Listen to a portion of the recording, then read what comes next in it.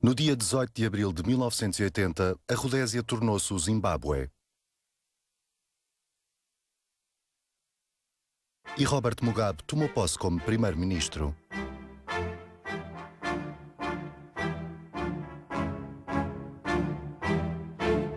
Ele era considerado um líder educado, capaz e honesto, e era a esperança de um Zimbábue independente.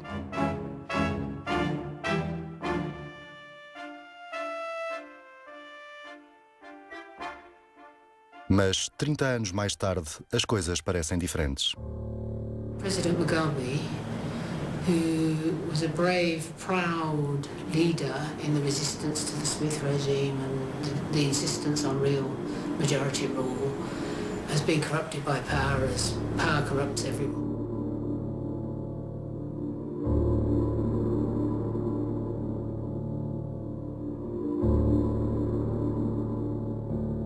Mugabe has become a tyrant and dictator who is dehumanizing and violating the rights of Africans in Zimbabwe. Mugabe is brutal. He is brutal. There are so many people that have died because of him. There are so many people that have nothing today because of him. The whole nation is suffering today because of him. He instigates murder, he instigates disappearances, he is a corrupt man, he is everything but good. He is such a nebulous character, and he's not fit to hold that office at all. Robert Mugabe, que já foi considerado o libertador, é agora chamado de ditador e personifica um tirano que levou o Zimbábue à ruína. The situation is very bad in Zimbabwe right now. The economy's wrecked, there's terrible oppression, people are suffering disastrously. We used to be the breadbasket of Southern Africa. Now we're just a basket case. Many families in Zimbabwe spend 3-4 days without food. So hard, things are very, very hard. You can't get access to fuel. When you do get access to fuel, it's unaffordable. People cannot afford to send their children to school. The school fees are completely unaffordable. We have a national economic crisis. 20 years ago, the life expectancy in Zimbabwe was 60. Now the life expectancy is down to 34.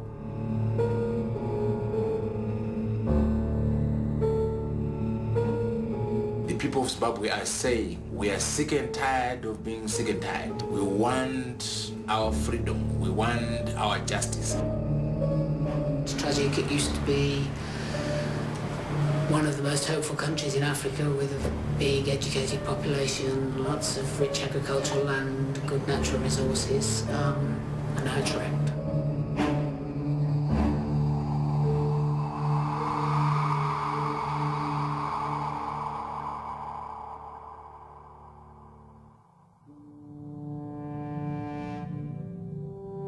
Desde o início, o Zimbábue tinha dois grupos políticos rivais. O ZANU, liderado por Mugabe, e o ZAPU, liderado por Joshua Nkomo. Divididos em linhas étnicas, o apoio pelo ZANU de Mugabe vinha da maioria étnica Shona, enquanto a base de apoio de Nkomo vinha dos Ndebele, uma minoria étnica do sul do Zimbábue, também conhecido como Matabeleland. Depois da independência, o ZANU de Mugabe formou um governo de coligação desconfortável com o ZAPU de Nkomo. Mas Mugabe queria eliminar a oposição e impor um Estado de partido único. Em 1982, quando foram encontradas provisões de armas em fazendas ZAPU, Mugabe acusou Nkomo de conspirar um golpe de Estado e lançou uma unidade do exército brutal chamada Quinta Brigada para aterrorizar e acabar com os apoiantes do ZAPU em Matabeleland.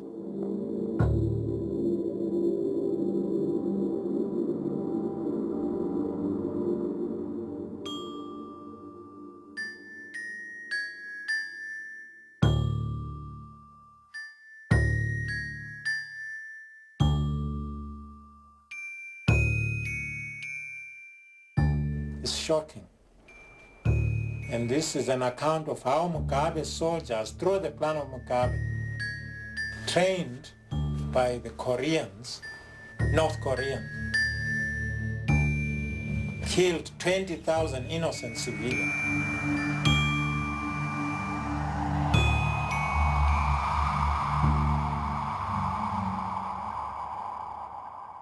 Mugabe unleashed terror that is untold.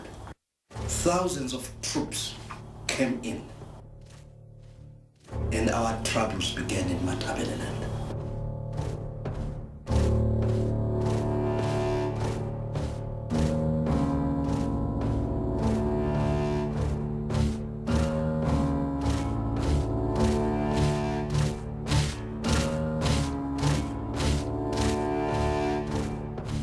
When they came, the majority of the people that bore the brunt of that operation, Kukurabunde, were civilians, women, children, old people.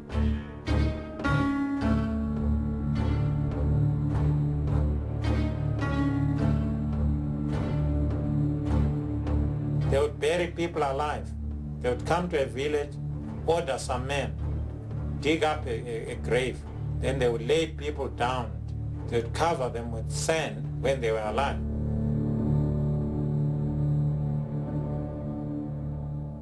They would head people into a hut and burn all these people to death, all of them.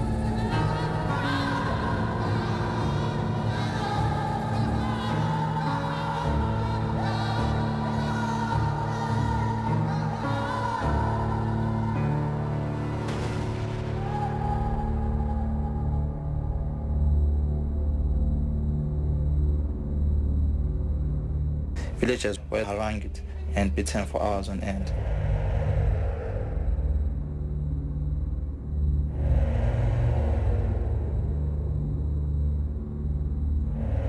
The beatings were often followed by public executions.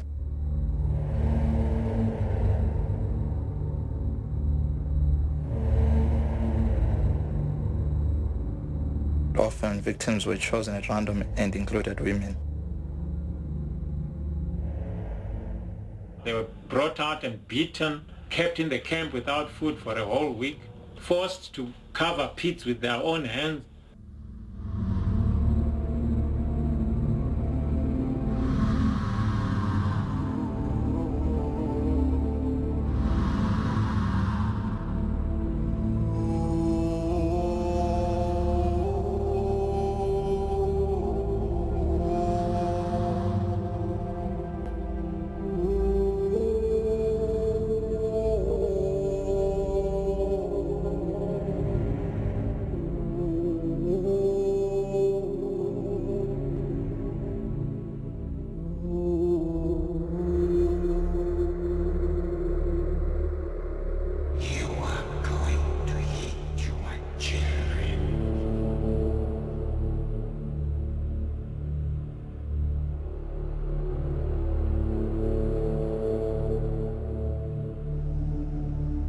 They would rape a woman in front of her daughters.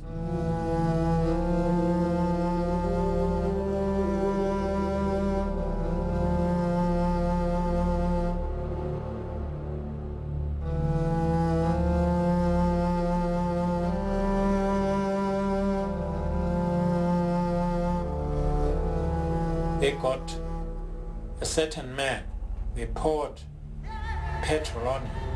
Then they were burning him, putting him on the fire. And this man's flesh was falling to pieces while he was burning. We will kill you and drink your blood. They would get people to lie down. Then with their boots, they would walk on the people on their backs and then start shooting.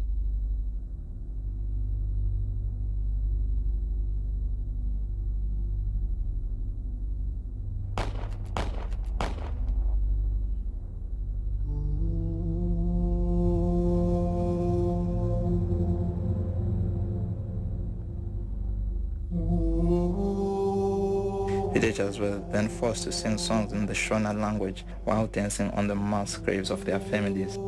Massacres occurred. At my home, 7 people were killed. Own blood relatives, my sister and my brother. They were shot dead. The shooting went on for 30 minutes plus.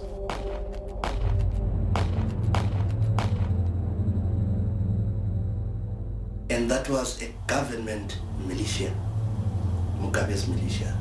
Those people were sent by ZANU-PF to come and annihilate people in Matabeleland. It was Parents Shiri, their commander there.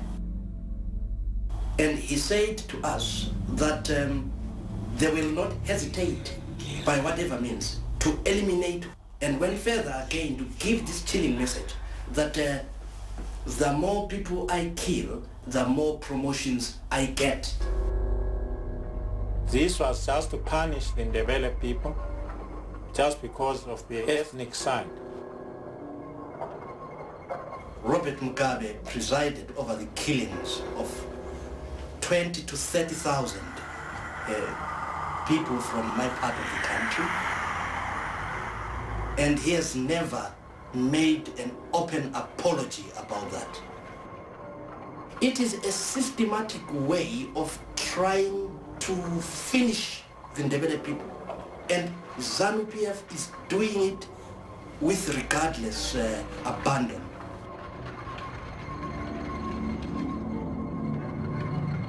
A repressão cruel de Mugabe obrigou a liderança do ZAPU a submeter-se.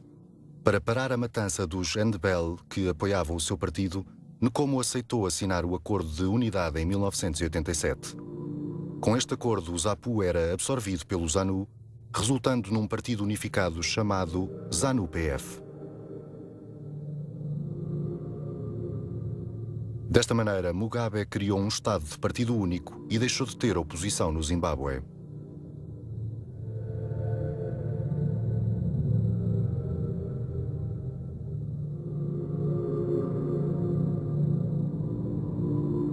Joseph Msika, que fazia parte do ZAPU de Nkomo, denunciou Mugabe na altura. Mas após ter sido nomeado vice-presidente no regime de Mugabe, a sua resposta ao massacre mudou. This is how some people portray the events at that time. It's not true. We are opposed to those boys who were calling themselves who were called dissidents. Were opposed to Gukraundi. Those had no support from both sides, I understand. As a matter of fact, we were open to each other. We talked to each other about it. We did not mince words. We didn't support dissidents. Neither did we support Gukraundi.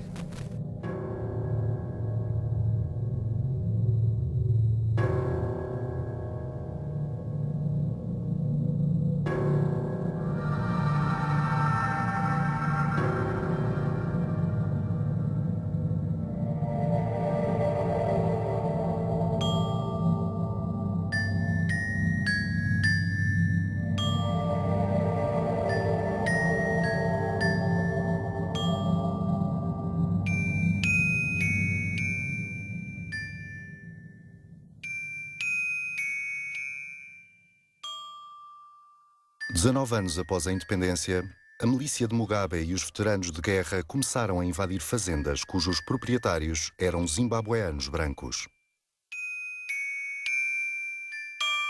Os que ocupavam os cargos mais altos no regime de Mugabe encorajaram ativamente e executaram estas invasões ilegais e arbitrárias e justificaram os seus atos chamando-lhe o Programa de Reforma Agrária Rápida. The whites here were refusing to pursue the policy we had agreed. That's when they invaded the land. Zimbabweans have actually claimed the ownership of their own land.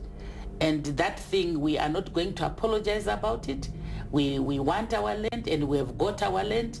We now have the law to support that.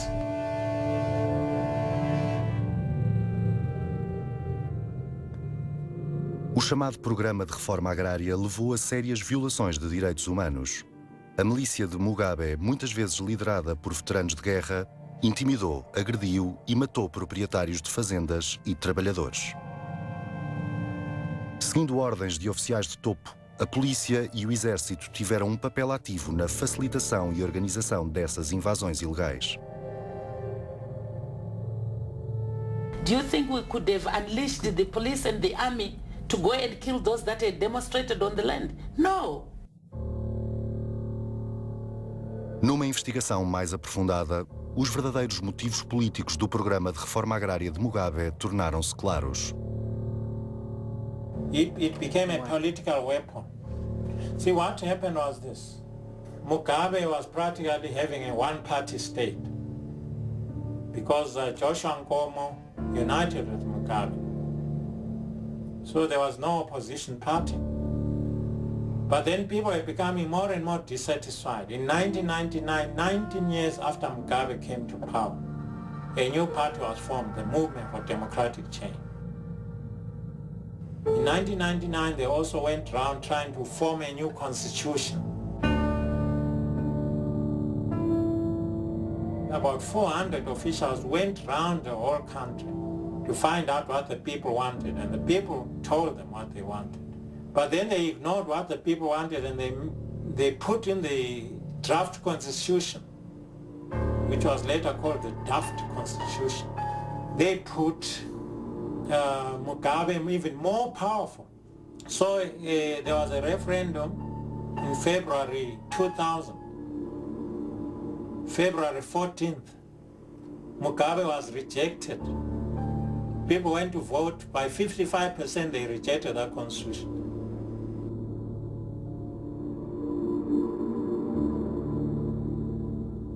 Well, Mugabe was very upset.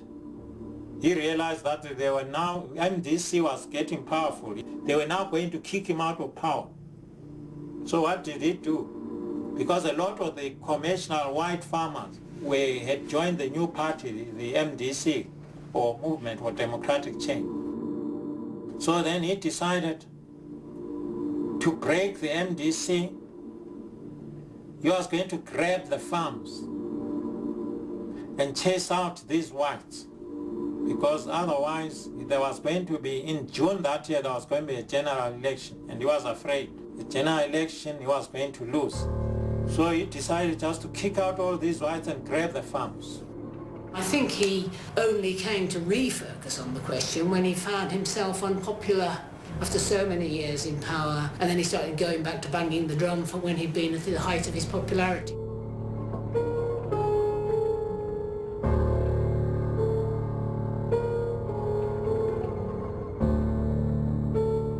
O regime de Mugabe ignorou repetidamente decisões judiciais que ordenavam que as invasões parassem.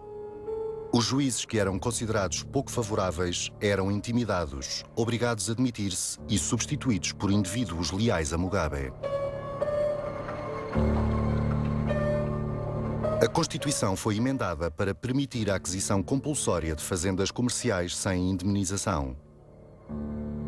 We were naive for having allowed the Smith judicial bench to sit as our judicial bench, and we said we cannot have that. O objetivo declarado do programa de reforma agrária era tirar a terra dos fazendeiros comerciais brancos e redistribuí-la pelos zimbabueanos negros, pobres e sem terra. Mas, na realidade, milhões de pobres zimbabueanos foram deixados vulneráveis à fome e inanição. So it was a disaster. It wasn't properly done. We needed to have the land issue addressed, but not in the ad hoc manner that Mugabe has addressed it.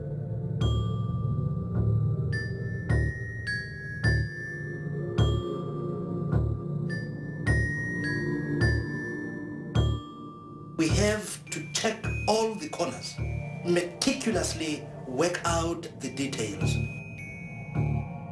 Not just to get up from your bed and say, we are going to take Mr. So-and-so's farm today and let the people go and settle there. You haven't even planned for those people. They have settled there right now. What is the next thing? They go on about felling trees, depleting of the resources on that farm. They don't even have the equipment to farm. And I don't believe, by the way, that the vast majority of the people in the rural areas were so pressed for land that it had to be done overnight in an ad hoc manner the way Mugabe did it. No. A implementação do programa de reforma agrária levantou sérias dúvidas sobre até que ponto tinha beneficiado os pobres sem terra. Várias centenas de milhares de trabalhadores agrários foram excluídos do programa por motivos políticos. A milícia de Mugabe e os veteranos de guerra tiveram um papel-chave em atribuir a terra e exigiam que os candidatos demonstrassem apoio ao ZANU-PF. Eles ultrapassaram procedimentos legais e discriminaram repetidamente os apoiantes da oposição. Mesmo aqueles que receberam a terra estavam inseguros quanto aos títulos de propriedade e sentiam-se vulneráveis à expulsão se não apoiassem o partido de Mugabe. It's not transparent, it's extremely corrupt.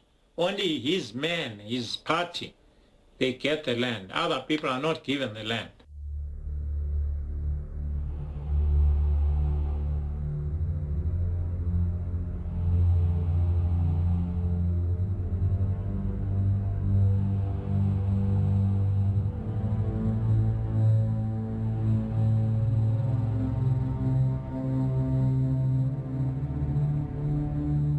And the whole international community, Kofi Annan, the UN proposals, because he wanted to be in charge of, I think, dishing out land to his mates rather than a fair, transparent system of land reform. In the name of the people, we have taken all the farms from the white farmers.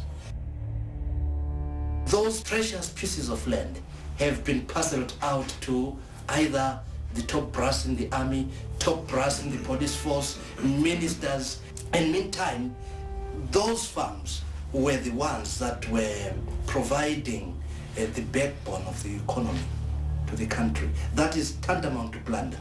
We were in agreement that there should be resettlement, but it was supposed to be done orderly. But overnight, Mugabe just chased out all these farmers. So it killed the backbone of the economy, because the economy of Zimbabwe was agro-based. O programa radical de reforma agrária de Mugabe perturbou a agricultura comercial, violou o direito à não discriminação e criou medo e insegurança entre os proprietários e trabalhadores das fazendas. Isto pôs em perigo a segurança alimentar, devastou a economia e deixou milhões de zimbabueanos à beira da inanição. Mas o governador do Banco Central do Zimbábue está em negação.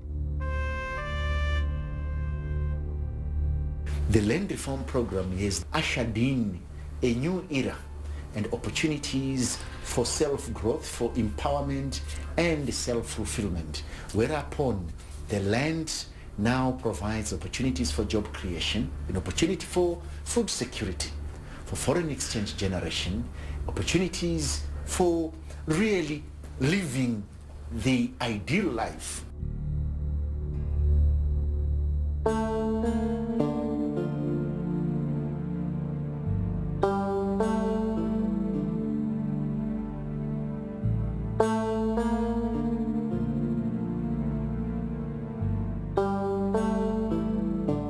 Com décadas de má gestão económica, corrupção e nepotismo, a economia zimbabueana estava numa espiral descendente.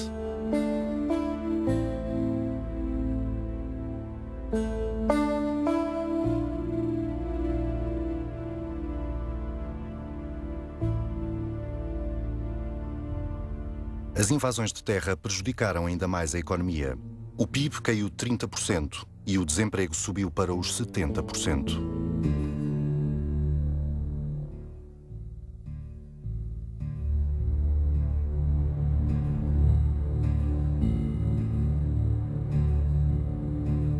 A agricultura comercial diminuiu drasticamente. Cerca de 80% da população vivia abaixo da linha de pobreza. No final de 2001, a economia do Zimbábue estava em queda livre.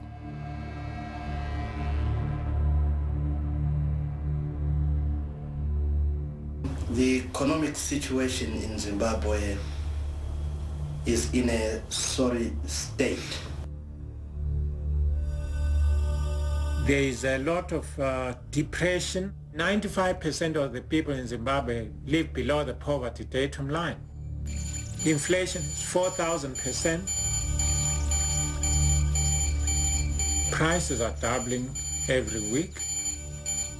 You can get access to fuel. When you do get access to fuel, it's unaffordable.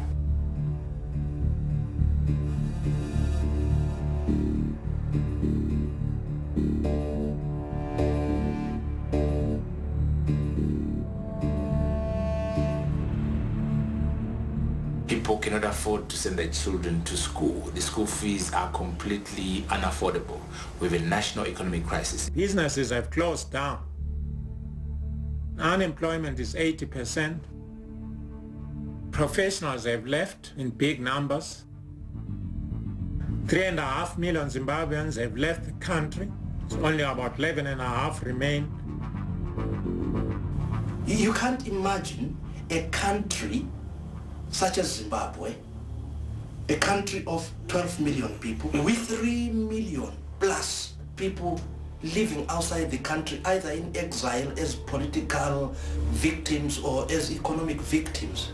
You can't imagine it anywhere in the world.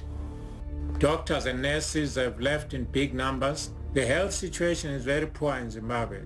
20 years ago, the life expectancy in Zimbabwe was 60. Now the life expectancy is down to 34. The worst of all is food. There's just no food.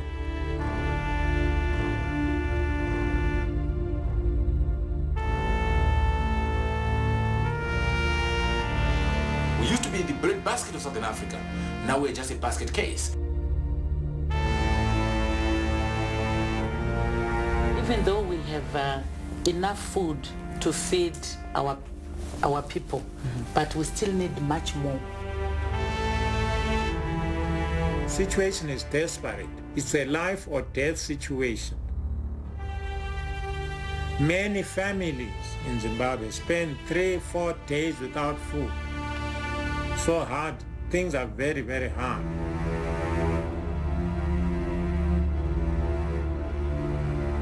It's tragic. It used to be one of the most hopeful countries in Africa with a big educated population, lots of rich agricultural land, good natural resources, and now it's wrecked.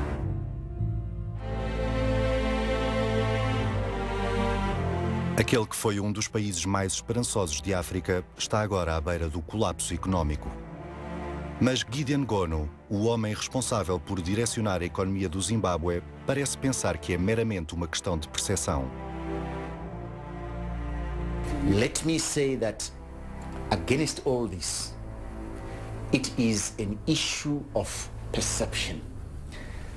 We have challenges, as I've said, but it's not 50% as bad as what has even been portrayed. Whatever shortcomings are shortcomings because they are being noticed by armchair critics.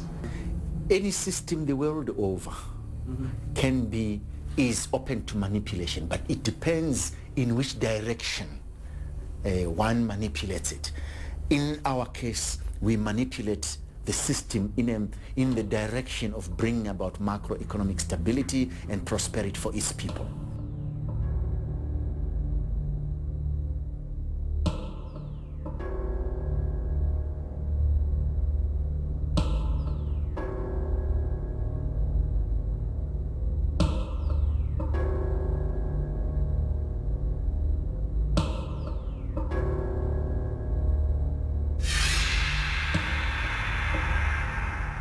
Longe de criar estabilidade macroeconómica e prosperidade, o regime de Mugabe pilhou a economia.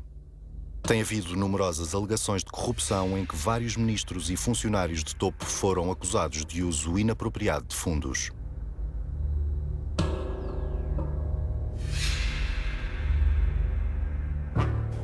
Top brass in the army, ministers, himself. Those people are living a life that no one would believe is true, contrary to what the people in Zimbabwe are experiencing.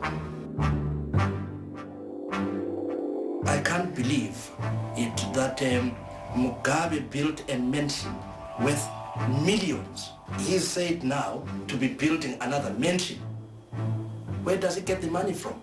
When people don't have anything to eat. His new wife, she had built a huge mansion in Harare, and before she could even set foot in it, she was selling it. And that mansion was built out of state funds. That is plunder.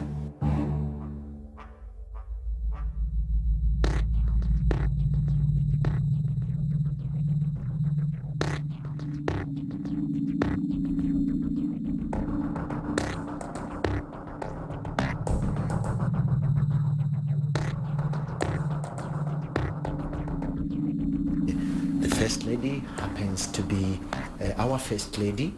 She is related to everybody. She is mother to the nation and to everybody.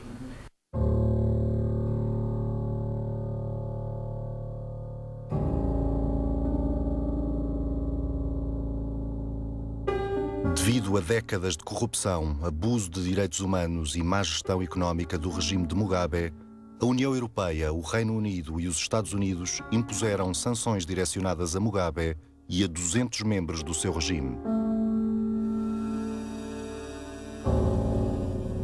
Eles foram banidos de viajar para estes países e os bens que lá possuíam foram congelados. Convenientemente, o regime de Mugabe culpa estas sanções pelas dificuldades económicas do Zimbabue. We are under sanctions. Even though they say it's targeted sanctions, we don't think it's targeted sanctions because these sanctions are even impinging on ordinary people. We have targeted sanctions, and those targeted sanctions are aimed at Mugabe and his so-called top officials. These sanctions target them by way of stopping them from coming into Europe, freezing their assets in Europe and other countries such as America.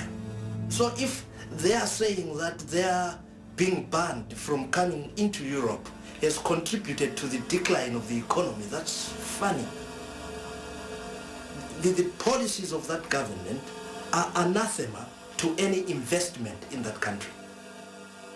The Western world, they would like to help, but they're not going to give Mugabe's corrupt government the money which he's going to abuse anyway. The formal economy has actually collapsed, so we only have an informal economy in that country.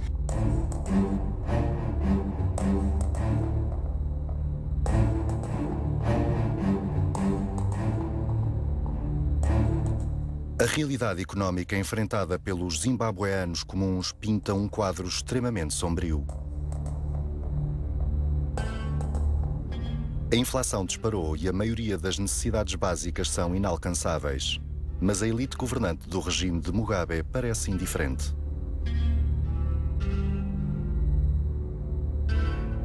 This inflation, it was once 600%. Then it came down to about 190 or so. Then it has gone back. You know, there are certain procedures that we are working on that will then see to it that the inflation goes down. And for a nation such as Zimbabwe, it's not something that you can say it's extraordinarily amiss. The focus is on the economy. The job description of a governor, particularly a governor of the Central Bank of Zimbabwe, is one which seeks to transform the economy on a high growth path. When we started our turnaround in January 2004, inflation was at 624%. We put in place measures that brought inflation down. This time next year, we will be talking of a totally different Zimbabwe altogether.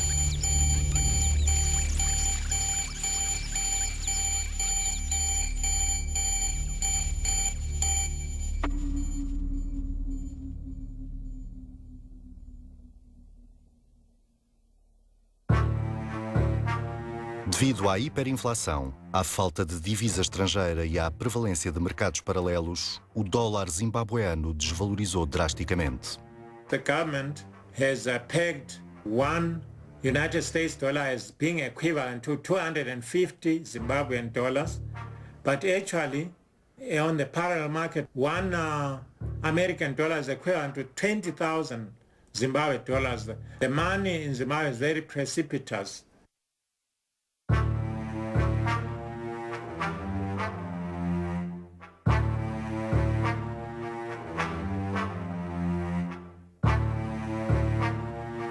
One of the issues that we will be doing is to introduce a new currency. It has been done in Turkey, it's been done in Ghana, in Brazil, in Argentina, it was even done in Iraq. Apesar da introdução de medidas drásticas, a situação económica continuou a sua espiral descendente. Mas o arquiteto da economia em colapso do Zimbábue orgulha-se da sua capacidade de turnaround. That's where my strengths are, in finance, in banking, economics, and turnarounds. I also enjoy lecturing, so one day I hope to travel the world, imparting my 10 cents worth of turnaround skills to other economies.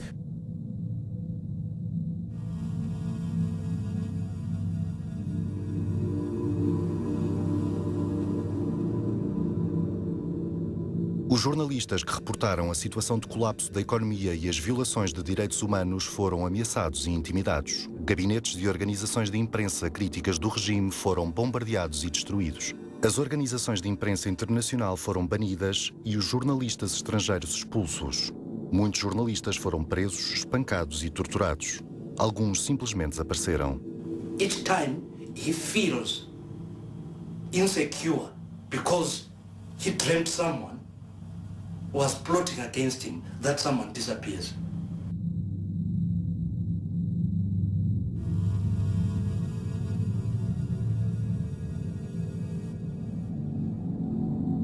There's a lot of fear, there's intimidation. Mugabe is using his state intelligence for intimidation. Mugabe has put everyone in the country under scrutiny.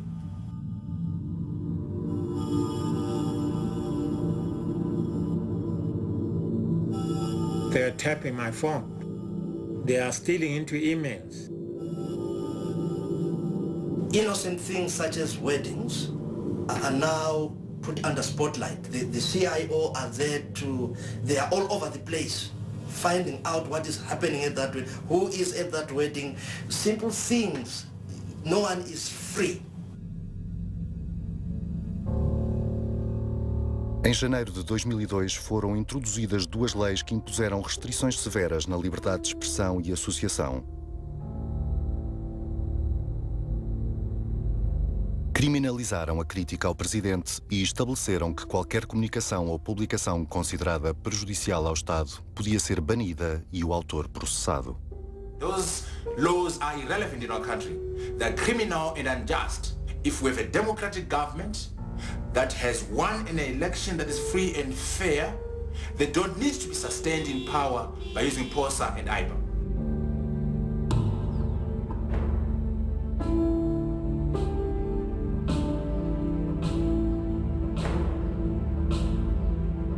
As organizações de imprensa do governo foram usadas para atacar e enfraquecer a oposição.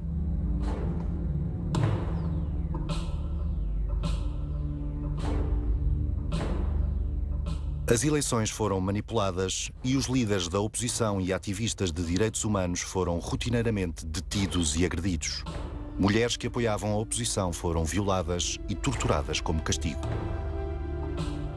We have seen the nature of the regime of Robert Mugabe, in particular the brutality and criminal conduct of this regime.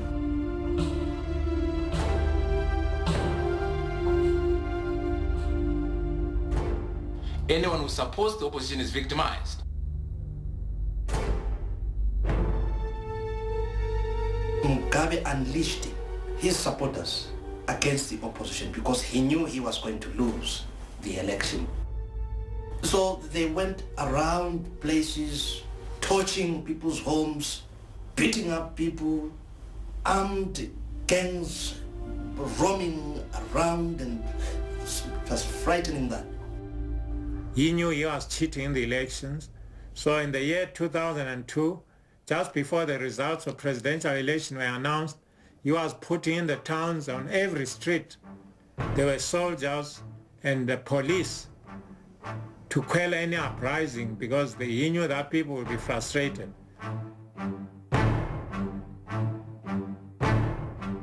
when you are fighting in an election,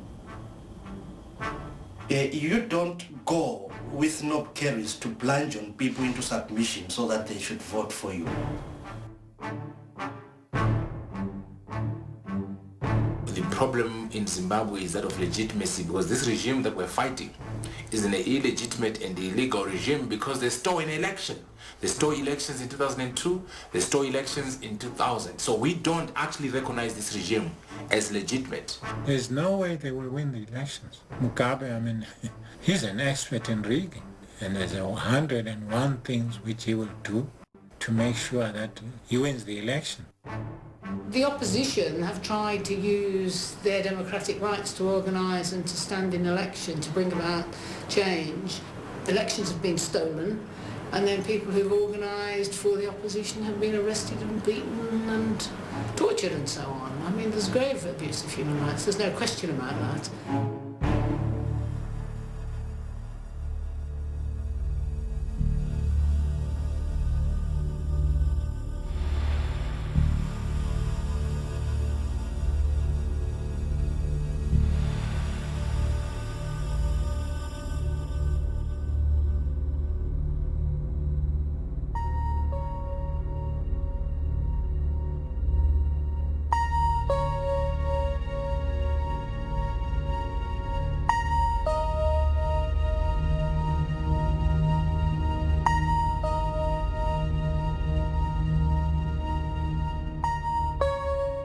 Em maio de 2005, o regime de Mugabe começou a Operação Murambatsvina, uma campanha de larga escala contra as casas ilegais.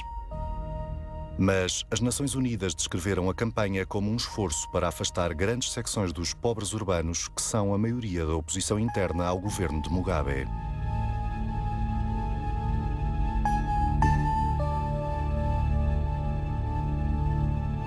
In Murambatsvina, in May 2005 to July, he was breaking down houses.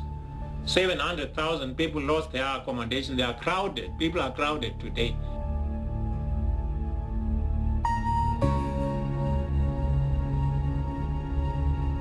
As Nações Unidas chamaram a Operação Murambatsvina uma crise humanitária em grande escala. Mas a elite governante de Mugabe permaneceu despreocupada e indiferente. This program having been infiltrated by people who wanted the people to get the negative side of government.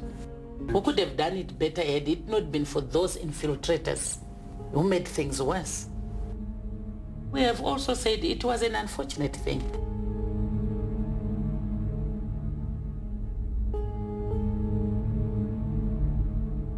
Mugabe promised that he was going to build 300,000 houses. It was all lies. He has built a few chicken houses, I think it's about 200 of them. No, they are uninhabitable.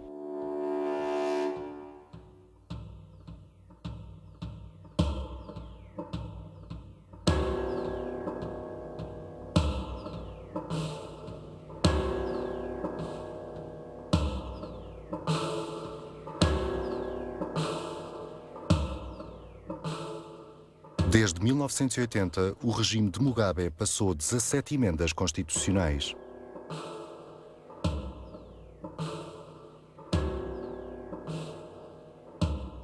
O resultado foi uma concentração de poder em Robert Mugabe e permitiu-lhe praticar abusos de direitos humanos com legitimidade.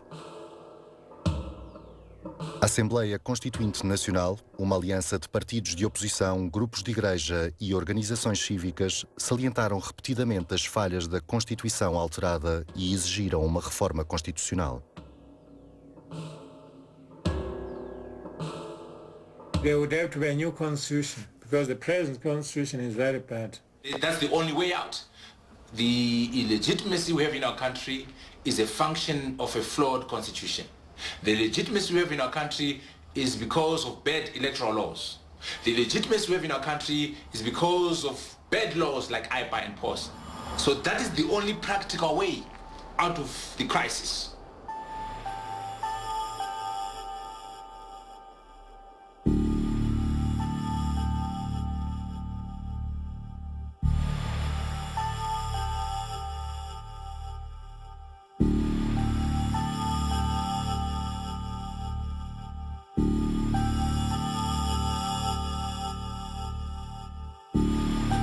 want any elections in our country without a new people-driven democratic constitution.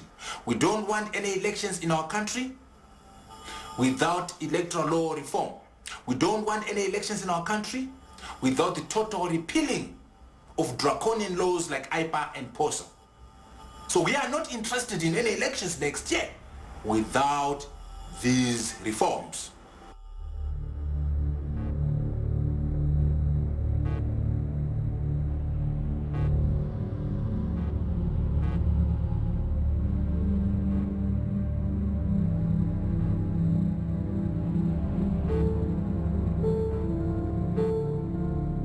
Após passar uma lei de compromisso de mudança constitucional mediada pela África do Sul, realizaram-se eleições presidenciais e parlamentares a 29 de março de 2008. Os líderes da oposição dividida juntaram-se para se oporem a Robert Mugabe. They're going to present a united front against Mugabe. In other words, for example, for the presidency, we will present a single candidate. Who that candidate is a secondary debate and discussion. The definition of success for me is not me becoming president, but rather our country becoming a successful economy. And I'm prepared to work under anybody or any political party that can transform our country from poverty to prosperity, to success. However, if it requires that I become president to achieve that result, so be it. Nas eleições que se seguiram, não foram permitidos observadores dos Estados Unidos e da União Europeia.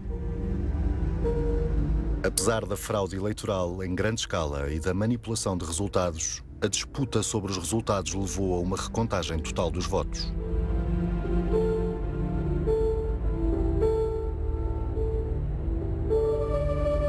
A recontagem levou semanas a ser divulgada e Robert Mugabe foi acusado de empatar e manipular o sistema eleitoral para mudar o resultado final. Após a violenta eleição presidencial, foi criado um governo de coligação por mediadores sul-africanos em 2008.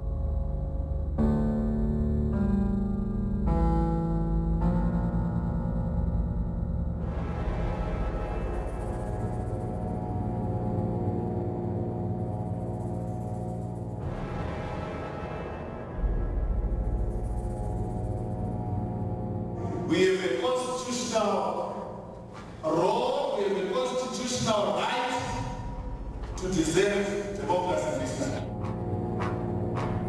Mugabe must go. We must kick him out and then start afresh. He went around doing a lot of damage in the people's life. We must bring people like Mugabe down.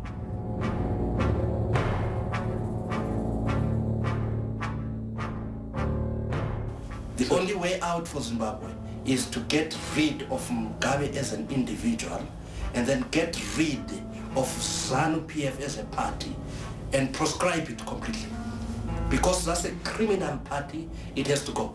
Oh, my dear, I love politics.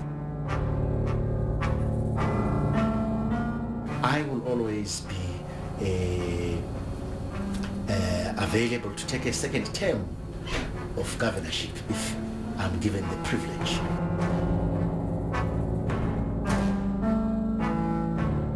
He's a very old man. He's not going to last forever. When he goes, there'll be a chance for the people of Zimbabwe to change their country, but I don't know exactly how it's going to be changed, but it will be changed because it gets ever worse. We want change in Zimbabwe. There are people who think they can change Mugabe. They are just smoking a dream pie. Mugabe and ZANU-PF. You can go to hell and hang.